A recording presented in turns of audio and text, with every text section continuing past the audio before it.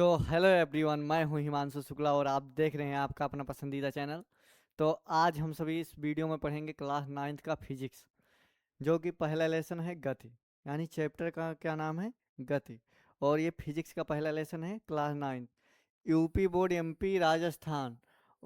MP का मतलब होता है महाराष्ट्र, यूपी उत्तर प्रदेश, राजस्थान और बिहार बोर्ड के लिए बहुत ही महत्वपूर्ण क्लास होने वाली है ये। और आप सभी लोग से एक अनुरोध है कि अगर आपको वीडियो अच्छी लगी होगी तो आप सभी लोग लाइक कर दीजिए वीडियो को और शेयर कर दीजिए अपने दोस्तों के पास, ताकि यह क्लास सभी बच्चों तक पहुंच सके। तो आप सभी लोग पीडीएफ पाने के लिए टेलीग्राम को ज्वाइन कर लीजिए। क्या ज्वाइन कर लीजिए? टेलीग्राम। पीडीएफ टेलीग्राम का लिंक आप सबको डिस्क्रिप्शन बॉक्स में मिल जाएगा। कहाँ पर मिलेगा? डिस्क्रिप्शन में उसका लिंक दिया हुआ है, वहाँ पर आप क्लिक करोगे तो आप सबको क्या मिल जाएगा? पीडीएफ मिल जाएगा। और टेलीग्राम पर सभी क्लास का पीडीएफ मिल जाता है, तो ज्वाइन कर लीजिए। आइए देखते हैं कि गति यानी गति होता क्या है। फिजिक्स, पहले कोई पूछ ले फिजिक्स किसे कहते हैं, यानी फिजिक्स क्या होता है, फिजिक्स के जनक कौन है, फादर ऑफ फिजिक्स कौन है, तो ये सब पहले देख लेंगे। फिर स्टार्ट किया जाएगा गति। यानी गति क्या होता है, गति के प्रकार भी, और विरामावस्था क्या होता है, जैसे कोई विरामावस्था में है, स्थित है। और लगभग आज त्वरण मंदन एक समान त्वरण तक पढ़ा जाएगा, वहां तक। तो आइए शुरू करते हैं क्लास को कि फिजिक्स क्या होता है। यानी कोई पूछ ले फिजिक्स किसे कहते हैं, यानी जो आपका भौतिक विज्ञान होता है उसे क्या कहते, किसे कहते हैं। यानी तो देखते हैं कि विज्ञान की वह शाखा होता है, क्या होता है? विज्ञान की वह शाखा, विज्ञान की वह शाखा जिसके अंतर्गत द्रव्य यानी पदार्थ, ऊर्जा तथा उनमें होने वाली क्या क्रियाओं, क्रियाओं का अध्ययन किया जाए। क्या किया जाए? अध्ययन, यानी पढ़ा जाए उसके बारे में। क्या कहलाएगा? भौतिक विज्ञान कहलाता है। और कोई पूछ ले कि भौतिक विज्ञान के जनक कौन है, क्या जनक कौन है, तो उसके फादर कौन है यानी जनक? Sir Isaac Newton. कौन है? न्यूटन जी थे। फिजिक्स के जनक कौन है? न्यूटन। तो यह समझ में आ गया कि भौतिक विज्ञान यानी फिजिक्स होता क्या है। तो विज्ञान की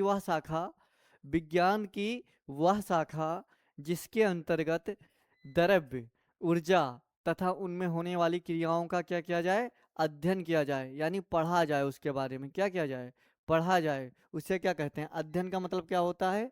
अध्ययन, यानी पढ़ा जाए। क्या किया जाए? पढ़ा जाए उसके बारे में। किसके बारे में? द्रव्य, ऊर्जा तथा इनमें जो क्रियाएं होती हैं उनके बारे में पढ़ा जाए। क्या कहलाता है? फिजिक्स कहलाता है।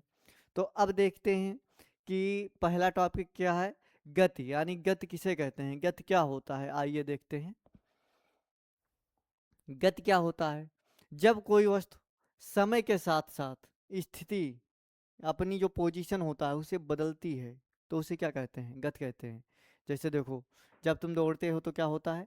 गति होता है। जो पक्षी होती है वो उड़ती है, यानी आसमान में क्या है? उड़ती है। तो वह क्या करती है? गति करती है। तो यह क्या होता है? जब कोई वस्तु अपनी स्थिति यानी पोजीशन क्या दे, बदल देती है, उसे क्या कहते हैं? गति कहते हैं। इसे विज्ञान में क्या कहते हैं? मोशन कहते हैं। गति को क्या कहा जाता है? मोशन कहा जाता है। और उदाहरण क्या हो जाएगा? चलती हुई कार क्या होती है? गति होती है। दौड़ता हुआ व्यक्ति, जैसे आप दौड़ोगे तो क्या हो जाएगा? गति हो जाएगा। और उड़ता हुआ पक्षी, यानी जो आसमान में देखते हो पक्षियाँ उड़ती हैं, वो क्या करती हैं? गति करती हैं। तो समझ में आ गया कि गति क्या होता है। जब कोई वस्तु समय के साथ अपनी पोजीशन यानी स्थिति क्या कर दे, बदलती है, यानी चेंज करती है, तो उसे क्या कहते हैं?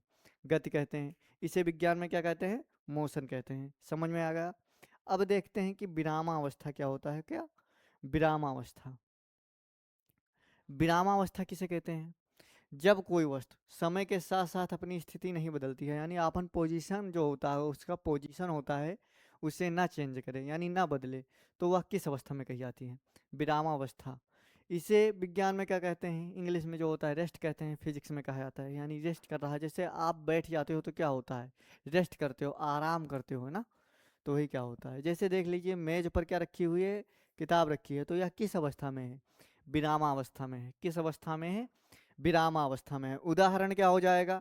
मेज पर रखी किताब क्या है? विरामावस्था में। खड़ी हुई कार क्या है?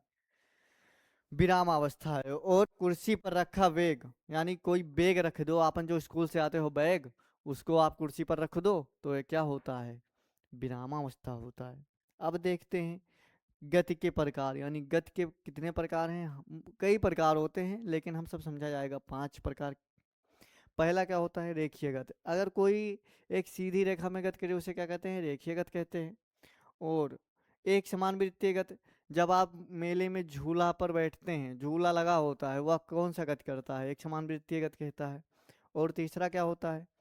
और अनियमित गति क्या होता है? जैसे आप मार्केट में जाते हो, वहां पर भीड़ होता है, तो वहां पर अनियमित गति रहता है। कभी आप तेज चलाते हो, कभी आप स्लो कर लेते हो, धीरे कर लेते हो, तो ये क्या होगा? अनियमित गति होगा। और दोलनीय गति क्या होता है? जैसे जो आपके घड़ी, यानी जो अलार्म वाली घड़ी आती है, वो लगा होता है, तो उसमें क्या बनता है? घंटा एक बन जाता है, ऐसे ऐसे घूमता रहता है, फिर जब जितना बजेगा उतनी बार घंटे बज जाएंगे। वो क्या होता है? दोलनीय गत होता है। जो इस प्रकार का गत करता है उसे क्या कहते हैं? दोलनीय गत। ये कौन सा गत है? दोलनीय गत। ये अनियमित गत है। जब आप भीड़ भाड़ स्थान पर जाओगे तो वहां पर कौन सा गत रहता है? अनियमित गति रहता है। और देखते हैं वक्रीय गति क्या होता है? जब कोई चीज घुमाव लिया हो, जैसे देखो ये कार आ रही है, क्या कर रही है? घुमाव ली है। ये कौन सा गत है? वक्रीय गत है। कौन सा गत है? वक्रीय गत। इतना समझ में आ गया होगा सबको। तो आप सभी लोग अपने दोस्तों के पास वीडियो को शेयर कर दीजिए, और वीडियो को लाइक भी कर दीजिए, और एक प्यारा सा कमेंट कमेंट बॉक्स में कर दीजिएगा। तो अब देखते हैं कि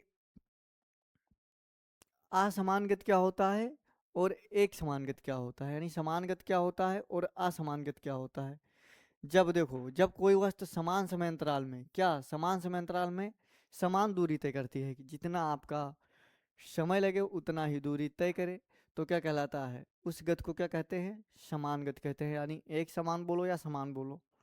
और इसका क्या लिखाएगा जाएगा असमान गति का? जब कोई वस्तु, क्या? जब कोई वस्तु, जब कोई वस्तु समान समय अंतराल में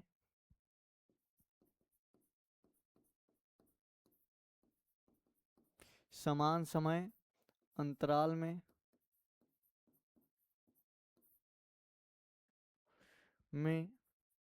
अलग अलग दूरी तय करे। क्या करे? अलग अलग दूरी तय करे, तो उसे क्या कहते हैं? असमान गति कहते हैं। क्या कहते हैं? असमान गति। असमान गति कहते हैं। कोई एग्जाम्पल इसका पूछ ले कि समान गति क्या होता है, असमान गति। जैसे देखो, सीधी सड़क पर एक समान स्पीड से चलती कार, जैसे कोई जब गाड़ी एक ही वेग से चलती है, यानी एक ही समान स्पीड से चलती है, क्या स्पीड माने क्या होता है? चाल से चलती है, अपनी चाल से, तो वो क्या होता है? एक समान गति होता है। क्या होता है? एक समान गति होता है। ट्रेन जो बिना स्पीड में बदल जाए, यानी जो बदल रही हो, जैसे ट्रेन जो होता है वो एक ही स्पीड से चलती है, जब अपना स्पीड पकड़ लेती है तो वो कौन सा गति करती है? एक समान गति करती है। और असमान गति में क्या हो जाएगा? ट्रैफिक में चलती कार क्या होता है? यानी जहाँ पर भीड़ रहता है, ट्रैफिक, वहाँ पर चलती कार क्या होता है? असमान गति होता है। बस जो रुक रुक कर चलती है, जैसे आप लोग देखते होंगे सरकारी बसें जो होती हैं, वो कई जगह पर रुकती हैं, वो क्या होता है? असमान गति होता है। दौड़ता हुआ व्यक्ति स्पीड बदलता रहता है। क्या बदलते रहता है? उसका स्पीड क्या होता है? बदलता रहता है। वह कौन सा गति करता है? असमान गति करता है। अब देखते हैं आगे क्या है। आगे पढ़ना है इसका ग्राफ, यानी देखो ये कौन सा गति है? ये समान गति है। और ये क्या है? बदल जाता है। असमान गति क्या है? डायग्राम ना। तो समझ में आ गया कि समान गति जो से एक ही सीधी रेखा में चलती है, यानी सरल रेखा में चले, उसे क्या कहते हैं? समान गति कहते हैं। और जो उन्हें का ग्राफ ऐसे वक्रीय बन जाता है, यानी टेढ़ी मेढ़ी रेखा बन जाए, वो क्या होता है? असमान गति होता है। तो अब देखते हैं कि टेलीग्राम को ज्वाइन कर लीजिए, आपको यहाँ पर पीडीएफ पूरा मिल जाएगा। और वीडियो इसको शेयर कर दीजिए अपने दोस्तों के पास कि यह क्लास सभी बच्चों के पास पहुंच जाए। तो अब देखेंगे कि भौतिक राशियां क्या होती हैं। कोई पूछ के ले कि फिजिकल क्वांटिटीज क्या होता है, यानी भौतिक राशियां किसे कहते हैं, जिनका हम प्रत्यक्ष अथवा अप्रत्यक्ष रूप से क्या कर सकें, कर सकें, यानी माप सकें, उसे क्या कहलाता है, भौतिक राशियां कहलाता है। जिनका हम प्रत्यक्ष अथवा अप्रत्यक्ष रूप से क्या किया जा सके, मापन किया जा सके, क्या किया जा सके, मापन किया जा सके, क्या कहलाता है, भौतिक राशियां कहलाता है। अब कोई पूछ ले कि भौतिक राशियां कितने प्रकार का होता है, यानी भौतिक राशि कितने प्रकार का होता है, तो भौतिक राशियां कितने प्रकार का होता है, दो प्रकार का होता है। पहला क्या होता है, अदिश राशि, और दूसरा क्या होता है, सदिश राशि। अब देखते हैं कि अदिश राशि किसे कहते हैं और सदिश राशि क्या होता है। वह राशियां जिनमें केवल क्या हो, परिमाण हो, दिशा नहीं होती है, क्या कहलाता है, अदिश राशियां कहलाता है। जैसे क्या हो जाएगा, दूरी, दूरी में केवल क्या होता है, परिमाण होता है लेकिन दिशा नहीं होता है। चाल क्या होता है, चाल में केवल परिमाण होता है और दिशा नहीं होता है। समय, समय में क्या होता है, परिमाण होता है लेकिन दिशा नहीं होता है। द्रव्यमान में क्या होता है, परिमाण होता है लेकिन क्या होता है, दिशा नहीं होता है। और तापमान यानी जो टेम्परेचर होता है, उसमें केवल क्या होगा, परिमाण होगा लेकिन दिशा नहीं होता है। और कोई पूछ ले सदिश राशि किसे कहते हैं, यानी सदिश राशि क्या होता है, तो वह राशियां जिनमें परिमाण प्लस दिशा, यानी जो आपका परिमाण रहेगा और दिशा दोनों रहे, यानी परिमाण भी रहे और दिशा भी रहे, तो उसे क्या कहेंगे, सदिश राशि कहेंगे। उदाहरण क्या हो जाएगा, विस्थापन आपका क्या है, सदिश राशि है। वेग क्या है, सदिश राशि है। त्वरण क्या है, सदिश राशि है। बल क्या है, सदिश राशि है। आदि भी इसके जैसे कई एग्जाम्पल और हो सकते हैं। तो अब देखते हैं आगे क्या है, दूरी, यानी दूरी किसे कहते हैं, मोस्ट इंपॉर्टेंट टॉपिक है। किसी वस्तु द्वारा, किसी वस्तु द्वारा तय किए गए मार्ग में, यानी मार्ग को आप पथ बोल सकते हैं, पथ, रास्ता जो आप चलते हैं उसे मार्ग कहते हैं। तो किसी वस्तु द्वारा तय किए गए मार्ग की लंबाई को क्या कहते हैं, दूरी कहते हैं। क्या कहते हैं, दूरी कहते हैं। यह कौन सी राशि है, यह अदिश राशि है। कौन सी राशि है, अदिश राशि है, अदिश राशि है। और कोई अगर आपसे पूछ ले कि दूरी ऋणात्मक हो सकती है, यानी माइनस में दूरी हो सकती है, माइनस, तो वो दूरी कभी ऋणात्मक नहीं होती है, दूरी ही हमेशा पॉजिटिव होगी।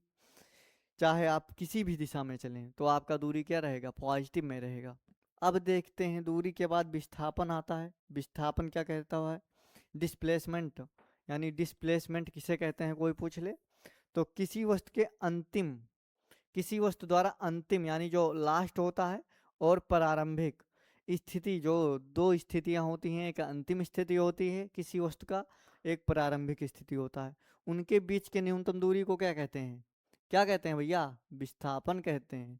समझ में आया कि विस्थापन क्या होता है, किसी वस्तु के अंतिम और प्रारंभिक स्थितियों के बीच के न्यूनतम दूरी को क्या कहते हैं, विस्थापन कहते हैं। समझ में आ गया। अब इसका यह पूछ ले कोई, कौन सी राशि है, स्टार बना लीजिए, कौन सी राशि है, यह एक सदिश राशि है। कौन सी राशि है, सदिश राशि। इसमें परिमाण और दिशा दोनों होती है। इसका मात्रक क्या होता है, मीटर होता है। जैसे कोई पूछ ले दूरी का मात्रक क्या होता है, तो दूरी का मात्रक भी मीटर होता है। दूरी का मात्रक क्या होता है, मात्रक,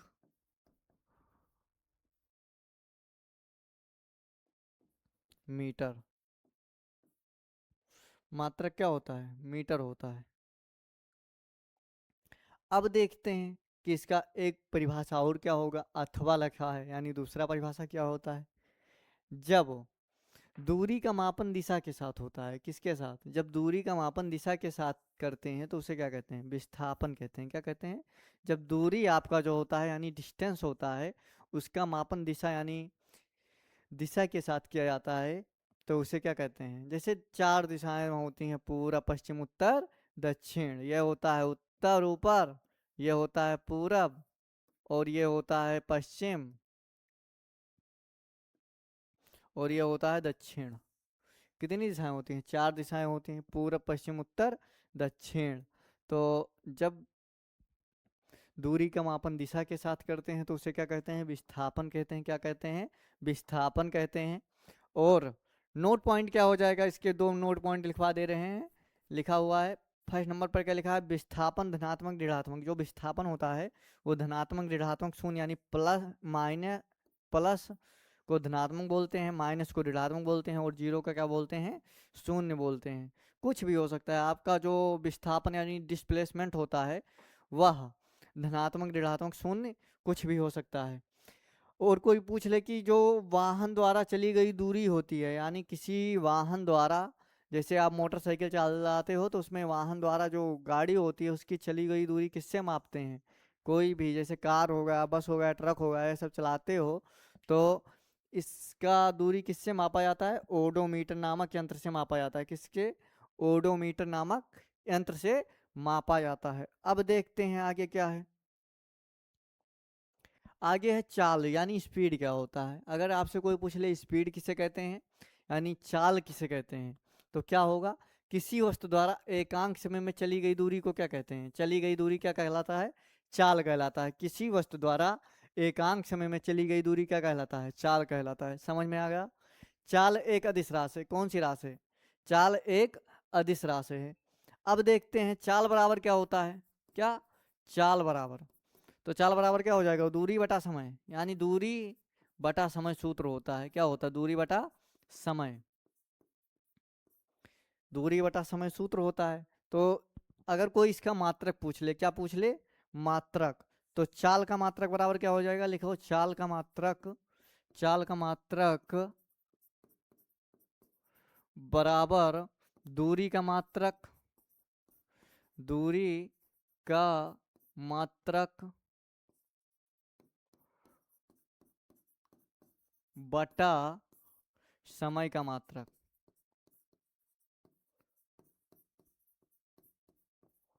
तो दूरी का मात्रक क्या होता है, मीटर होता है। क्या होता है, मीटर। और समय का मात्रक क्या होता है, सेकंड होता है। तो इसका मात्रक क्या हो जाएगा, मीटर प्रति सेकंड, या इसे लिखा जा सकता है यम, यम मीटर हो गया, और प्रति सेकंड इस प्रकार भी लिखा जा सकता है। दूरी का मात्रक क्या होता है, मीटर प्रति सेकंड। समझ में आ गया। चाल बराबर क्या होता है, दूरी बटा समय। कितना होता है, चाल बराबर दूरी बटा समय। समझ में आ गया। अब देखते हैं वेग किसे कहते हैं, यानी वेग क्या होता है लास्ट ही। तो समझा जाए वेग किसे कहते हैं, एकांक समय में तय किया गया विस्थापन, जो इसका विस्थापन होता है एकांक समय में, उसे क्या कहते हैं, वेग कहते हैं। अगर कोई पूछ ले वेग सदिश राशि या अदिश, तो वेग आपका क्या है, सदिश राशि। कौन सा राशि, सदिश राशि है। वेग क्या है, सदिश राशि है। और इसका मात्रक क्या होता है, मीटर और प्रति सेकंड होते हैं। यानी जो आपका विस्थापन, वेग बराबर क्या हो जाएगा, अगर कोई पूछ ले वेग बराबर सूत्र, विस्थापन बटा समय। क्या, विस्थापन बटा समय। तो जो विस्थापन का मात्रक होता है क्या होता है, मीटर होता है। विस्थापन का मात्रक क्या होता है, मीटर। और समय का मात्रक क्या होता है, सेकंड होता है। क्या होता है, सेकंड। तो इसे लिखा जा सकता है मीटर प्रति सेकंड। समझ में आ गया। चाहे इस प्रकार लिख दो, यम प्रति सेकंड, जैसे इसी सेकंड होता है, यम मीटर होता है। तो पीडीएफ आप सभी को कहाँ मिलेगा, टेलीग्राम पर मिलेगा। कहाँ पर मिलेगा, टेलीग्राम जो होता है वहाँ पर मिल जाएगा। ज्वाइन कर लीजिए। डिस्क्रिप्शन बॉक्स में उसका क्या दिया हुआ है, लिंक दिया हुआ है। तो वहाँ से आप जाकर पीडीएफ ले सकते हैं टेलीग्राम पर।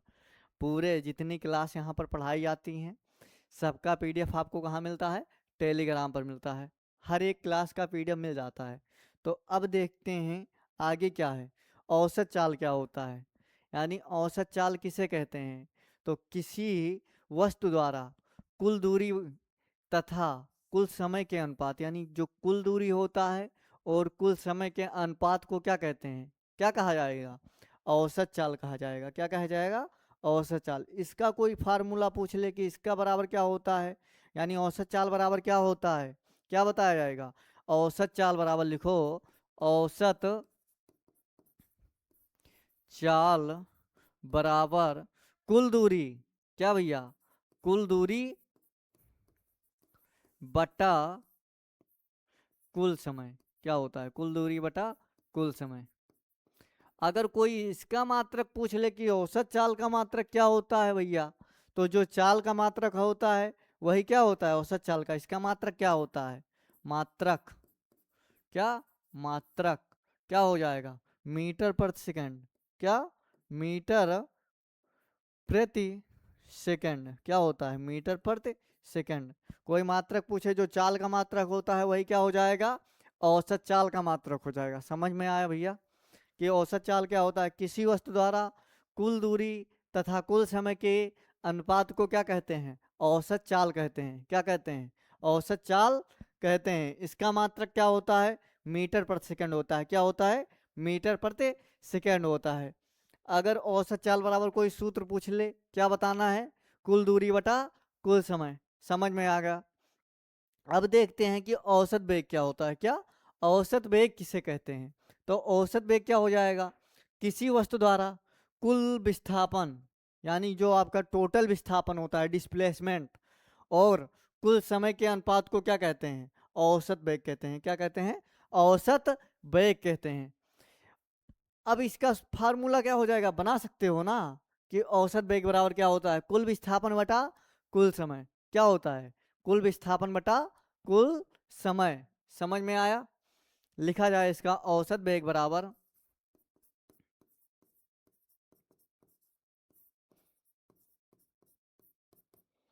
कुल विस्थापन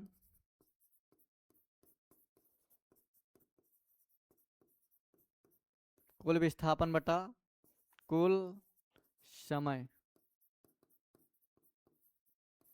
क्या हो जाएगा, आपका औसत वेग हो जाएगा, यानी टोटल विस्थापन अपान टोटल टाइम। समझ में आया। इसका कोई मात्रक पूछ ले कि औसत वेग का मात्रक क्या होता है, क्या बताओगे भैया, औसत वेग का मात्रक क्या होता है। तो औसत वेग का मात्रक जो आपका वेग का मात्रक हो जाएगा, यानी वेग यानी वेलोसिटी का मात्रक होता है, वही औसत वेग का मात्रक होगा। वेलोसिटी का मात्रक क्या आया था, वेग का मात्रक, यानी औसत वेग का लिख लीजिए मात्रक, औसत वेग का मात्रक, औसत वेग का मात्रक क्या हो जाएगा, मीटर प्रति सेकंड। क्या हो जाएगा, मीटर प्रति सेकंड। समझ में आया। अब देखते हैं आगे क्या कौन सा टॉपिक है। अब समझा जाएगा नोट पॉइंट। क्या समझा जाएगा, नोट पॉइंट। तो इसमें क्या हो जाएगा, यदि वस्तु का वेग समान रूप से बदल रहा है, किस रूप से, समान रूप से बदल रहा है, तो दिए गए विस्थापन प्रारंभिक वेग यू तथा अंतिम वेग v के द्वारा औसत वेग प्राप्त किया जा सकता है। यानी प्रारंभिक वेग और अंतिम वेग के द्वारा आपका क्या, औसत वेग प्राप्त किया जा सकता है।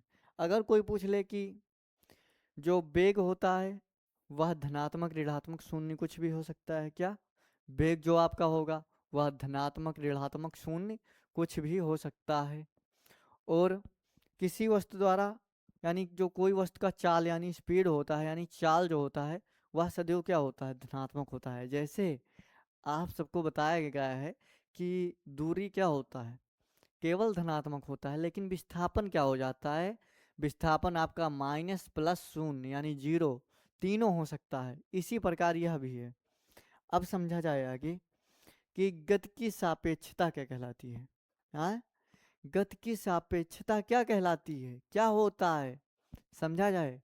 कोई भी वस्तु एक ही समय में गति एवं विरामा दोनों अवस्था में रह सकती है, तो यही क्या होता है, गति की सापेक्षता होती है। जैसे कार में बैठा हो भैया, आप कहाँ बैठा रहा, वो विराम अवस्था में, लेकिन कार कहाँ चली, गति अवस्था में चली, तो वही क्या होता है, विराम, गति की सापेक्षता होती है। क्या होती है, गति की सापेक्षता। समझ में आ गया।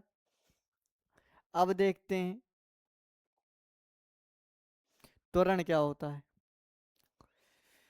त्वरण क्या होता है, एक्सीलरेशन, जिसे आप एक्सीलीटर गाड़ियां का कहा तो ऐठो, वही होता है त्वरण। तो वेग परिवर्तन यानी वेग को बदलने वाले को क्या कहते हैं, वेग परिवर्तन की दर को क्या कहेंगे, यानी जो आपका वेग परिवर्तन करे उसे क्या कहते हैं, उसका दर क्या कहलाएगा, त्वरण कहलाएगा। क्या कहलाता है, त्वरण कहलाता है। वेग परिवर्तन की दर क्या कहलाता है, त्वरण कहलाता है। समझ में आएगा। इसे किससे प्रदर्शित करते हैं, इसे ये से प्रदर्शित करते हैं, यह एक सदिश राशि है। कौन सी राशि है? सदिश राशि है। समझ में आ गया। अब कोई इसका मात्रक पूछ ले और इसका सूत्र पूछ ले कि त्वरण बराबर होता क्या है, तो त्वरण त्वरण बराबर आपका हो जाएगा वेग परिवर्तन बटा समय अंतराल। वेग परिवर्तन परिवर्तन बटा समय अंतराल। चाहे समय लिख लीजिए, दोनों सही है, चाहे आप समय लिखिए चाहे समय अंतराल लिखिए। अब इसका मात्रक क्या होता है? क्या भैया? मात्रक। आइए मात्रक देखते हैं। मात्रक लिखिए। वेग का मात्रक क्या होता है? मीटर पर सेकंड। क्या होता है? मीटर प्रति सेकंड। और समय का मात्रक क्या होता है? सेकंड होता है। तो इसका मात्रक क्या हो जाएगा? ये सेकंड ऊपर चला जाएगा तो ये हो जाएगा मीटर प्रति सेकंड। क्या हो जाएगा? जब आप इसका गुणा करोगे तो ये हो जाएगा मीटर पर सेकंड स्क्वायर। क्या हो जाएगा? मीटर प्रति सेकंड स्क्वायर। त्वरण का मात्रक क्या हो जाएगा? स्क्वायर, यानी 2 हो जाएगा। इसे लिखा जा सकता है यम प्रति सेकंड स्क्वायर। समझ में आया त्वरण का मात्रक क्या होता है?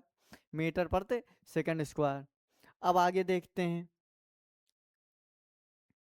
कि मंदन क्या होता है, यानी मंदन। ऋणात्मक त्वरण को क्या कहते हैं? मंदन कहते हैं। आपका जो ऋणात्मक त्वरण होता है उसे क्या कहा जाता है? मंदन कहा जाता है। अब देखते हैं त्वरण के प्रकार। त्वरण, एक समान त्वरण क्या होता है और असमान त्वरण किसे कहते हैं, ये दोनों टॉपिक समझ लिया जाए। त्वरण के प्रकार, फर्स्ट नंबर पर क्या है? एक समान त्वरण क्या होता है? सेकंड पर क्या है? असमान त्वरण क्या होता है? तो एक समान त्वरण क्या होगा? यदि किसी गतिशील वस्तु के वेग में समान समय अंतरालों में समान वेग परिवर्तन हो, यानी जितना आपका समय लगे उसी के अनुसार आपका परिवर्तन हो वेग में, तो वह क्या कहलाएगा? एक समान त्वरण कहलाता है। असमान त्वरण क्या होता है? यदि किसी वस्तु का वेग समान समय अंतरालों में असमान रूप से वेग परिवर्तन हो। क्या हो? असमान रूप से वेग परिवर्तन हो, तो वस्तु का त्वरण क्या कहलाएगा? असमान रूप से परिवर्तन हो रहा हो। क्या हो रहा हो? असमान रूप से वेग, असमान रूप से वेग में परिवर्तन हो रहा हो, तो वह क्या कहलाएगा? क्या कहलाएगा भैया? आपका कहलाएगा असमान त्वरण। अब समझ में आ गया। अब आप सबको क्या पढ़ाया जाएगा आगे? तो आज का टॉपिक यहीं तक रहेगा। आप सभी लोग टेलीग्राम को ज्वाइन कर लीजिए, और अगर आपको यह वीडियो अच्छी लगी हो तो चैनल को सब्सक्राइब कर लीजिए और अपने दोस्तों के पास शेयर कर दीजिए। तो अब आप सबका क्या पढ़ाया जाए, कौन सा वीडियो लाया जाए, आप सभी लोग कमेंट बॉक्स में बता दीजिएगा। और अपना प्यारा सा कमेंट एक कमेंट बॉक्स में कर दीजिएगा, ताकि मुझे यह पता चल सके कि यह वीडियो आप सबके लिए कैसी थी। और हो सकता है कि कुछ ही दिनों में, यानी 1 से 2 दिन में, 3 दिन हो सकता है ज़्यादा से ज़्यादा, आपका केमिस्ट्री का पहला लेसन हमारे आसपास के जो पदार्थ है इसका भी आपको वीडियो मिल जाएगा। और आप सभी लोग टेलीग्राम को ज्वाइन कर लीजिए और क्या करिए, चैनल को सब्सक्राइब कर लीजिए। अगर आप न्यू देख रहे हैं तो चैनल को सब्सक्राइब कर लीजिए और अपने दोस्तों, यानी जो आपके फ्रेंड हैं, स्टेटस लगा दीजिए, ग्रुप में शेयर कर दीजिए, और अपने फैमिली मेंबर, यानी जो ग्रुप होता है, सभी जगह शेयर कर दीजिए कि यह क्लास बहुत ही मज़ेदार और इम्पॉर्टेंट है, बहुत ही हेल्प मिली है, हेल्पफुल क्लास है। तो मैं अब आपको दूसरी वीडियो में मिलूँगा, तब तक के लिए बाय।